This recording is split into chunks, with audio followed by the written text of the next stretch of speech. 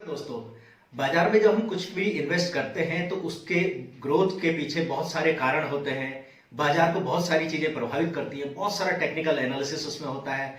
मसला उसमें trade war है, चाइना अमेरिका के बीच में जो ट्रेड वॉर चल रहा है, उन्होंने एक दूसरे के ऊपर जो एक्साइज ड्यूटीज वगैरह इम्पोज कर दी हैं।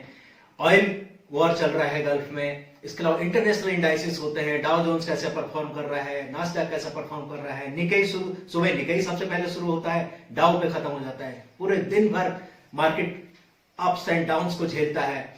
RBI, reserve bank of India की क्या पॉलिसीज है, अमेरिका का जो फेडरल बैंक है, सेंट्रल बैंक, उसकी क्या पॉलिसीज आ रही हैं। इस तरह से बहुत सारे कारण होते हैं। कई एजेंसीज होती हैं जो कि रेटिंग करती हैं कंपनीज की, जैसे स्टैंडर्ड ऑफ पुअर का आपने सुना होगा, मूडीज का आपने नाम सुना कि मूडीज ने रेटिंग गिरा दी है, फिच है, गोल्डमैन सैच्स है, इन्होंने। तो इस तरह से हजारों इंडिकेटर्स होते हैं। हजार इंडिकेटर्स की अगर बात करें तो ये बहुत ही ज्यादा तकनीकी मामला हो जाता है, बहुत ही ज्यादा टेक्निकल एनालिसिस होता है, जिसके पीछे बहुत सारे एक्सपर्ट्स होते हैं, बहुत सारे एडवाइजर्स होते हैं, बहुत सारी टीम होती है। तो लेकिन एक आम लेमैन यानी कि जो आम इन्वेस्टर है, उसे क्या करना चाहिए, वो क्या कर सकता है? तो सबसे ये तो जो पूरी जो लिस्ट है जो मैंने अभी बताई है, ये तो सारे टेक्निकल बातें हैं, लेकिन इनके ऊपर बहुत सारी चीजें भारी पड़ जाती हैं। टेक्निकल एनालिसिस एक तरफ धरा का धरा रह जाता है। जब अब आप देखिए, बहुत सारे टेक्निकल एनालिसिस पहले से ही हो रहे थे, लेकिन एक बीमारी आई, कोरोना, कोविड-19, इसने सारे टेक्निकल एनालिसिस को एक तरफ कर दिया। सारे एनालिस्ट इस समय फेल हो चुके हैं, किसी को कुछ नहीं सूझ रहा है कि क्या करें क्या ना करें। तो ऐसे मौके पे सिर्फ आपकी मैच्योरिटी, एक इन्वेस्टर का बिहेवियर ही जो है आपको रिटर्न्स दिला सकता है। तो हमें करना क्या है? अब जाहिर है कि बहुत सारी चीजों के ऊपर हमारा कंट्रोल नहीं होता है। हमारा कंट्रोल सिर्फ अपने व्यवहार के ऊपर होना चाहिए। मैंने जैसे पहले एक बार उदाहरण देके बताया था कि किस तरह से मार्केट ने रिटर्न्स दिए हैं। जैसे मैंने कहा था कि सबसे सेफ जो माना जाता है वो एफडीज मानी जाती है। तो एफडीज का मैंने एक एग्जांपल दिया था कि 1979 में 41 साल की जर्नी में एफडीज ने लगभग जो है 7% के हिसाब से रिटर्न दिए हैं। अगर 100 रुपए की एफडी होती तो इस समय 7% के हिसाब से इस समय वो लगभग 2400 रुपया हो चुका होता, यानी कि 24 गुना 41 साल में हो चुकी होती। गोल्ड, जिसे हम बहुत ही ज्यादा अट्रैक्टिव मानते हैं, गोल्ड ने लगभग जो 10% के रिटर्न्स अब तक दिए हैं, बिल्कुल मैं करंट बता रहा हूं ये। तो गोल्ड ने जो रिटर्न्स दिए हैं, गोल्ड अगर आपने गोल्ड पे इन्वेस्ट किया होता 100 रुपए आज से 41 साल पहले, तो इस समय गोल्ड लगभग 48 गुना हो चुका होता, यानी कि 4800 रुपए, 100 रुपए 4800 रुपए में बदल चुके होते। अगर आपने प्रॉपर्टीज में निवेश किया होता तो प्रॉपर्टीज में अगर आपने 100 रुपए डाले होते तो इस समय properties at the rate of 13% 150 गुना हो गए होते, और इस समय 100 रुपए का 15,000 हो चुका होता। लेकिन प्रॉपर्टीज की अपनी सीमाएं हैं, बहुत ज्यादा रिस्की है, बहुत ज्यादा कैपिटल इसमें चाहिए होता, तो जाहिर है 100 रुपए का निवेश इसमें कर नहीं सकते। अब बात आई सेंसेक्स की, इंडेक्स की, स्टॉक्स की। अगर आपने स्टॉक्स में एक बंच बना के 30-35 स्टॉक की कंपनियों का अगर आपने स्टॉक्स ले लिए होते एक रेशियो में, तो इस समय आपका 100 रुपया, आज की डेट की मैं बात कर रहा हूं, लगभग 31,700, यानी कि लगभग 317 गुना हो चुका होता। यानी कि प्रॉपर्टी से भी दुगने से भी ज्यादा इस समय हो चुका होता है। गोल्ड से तो कई गुना ही हो चुका है, तो गोल्ड से भी लगभग 9 गुना ज्यादा आपका कॉर्पस इस समय हो चुका होता है। बात करें म्यूचुअल फंड्स की, तो म्यूचुअल फंड्स में स्टॉक्स में ही निवेश करते हैं।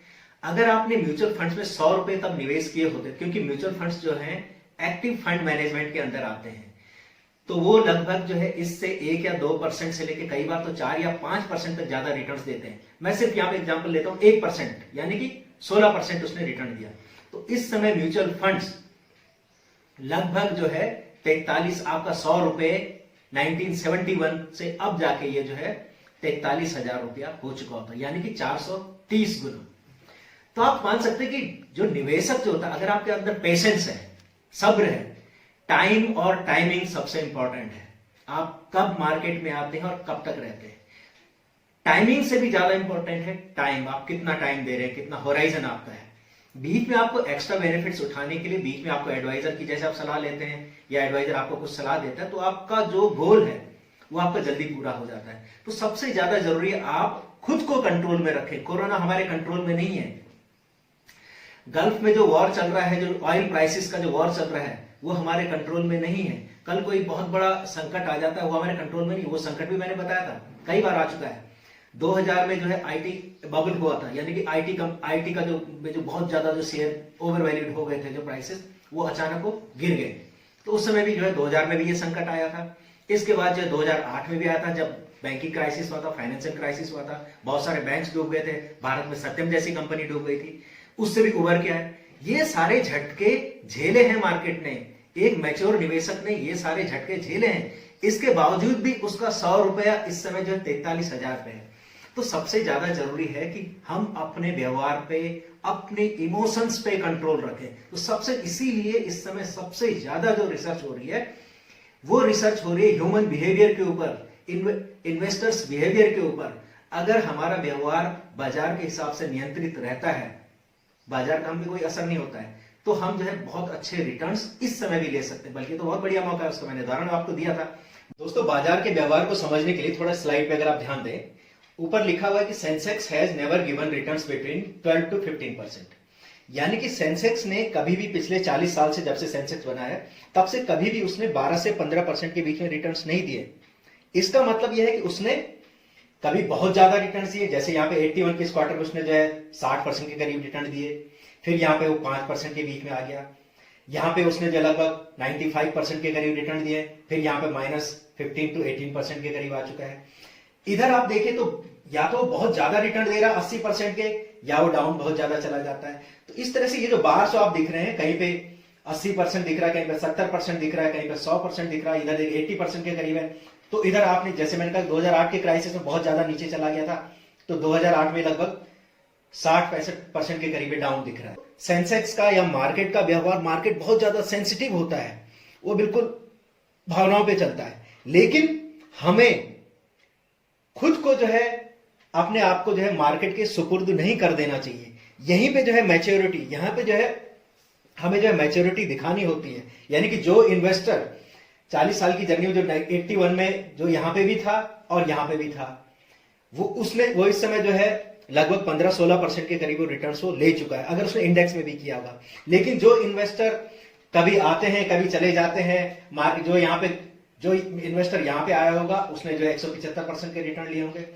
जो इन्वेस्टर यहां पे छोड़ के गया होगा उसने लगभग जो है 60-70% का जो अपना नुकसान किया होगा। तो लगातार बने रहना पड़ता है, आपको इन्वेस्टेड रहना होता है, तब जाके जो रिटर्न्स आते हैं। तो आपका कंट्रोल सिर्फ इसके ऊपर, मार्केट के ऊपर आपका कोई कंट्रोल नहीं है। मार्केट के, मैंने कहा कि बहुत सारे इंडेक्सेस हैं, टेक्निकल एनालिसिस होता है, बहुत सारी चीजें दुनिया भर में चल रही हैं जो कि मार्केट को पल पल प्रभावित करती हैं। लेकिन आपको इन सबसे इम्यून होना पड़ता है, आपको जो है मैच्योरिटी दिखानी होती है, तब जाके आप जो है रिटर्न्स पा सकते हैं।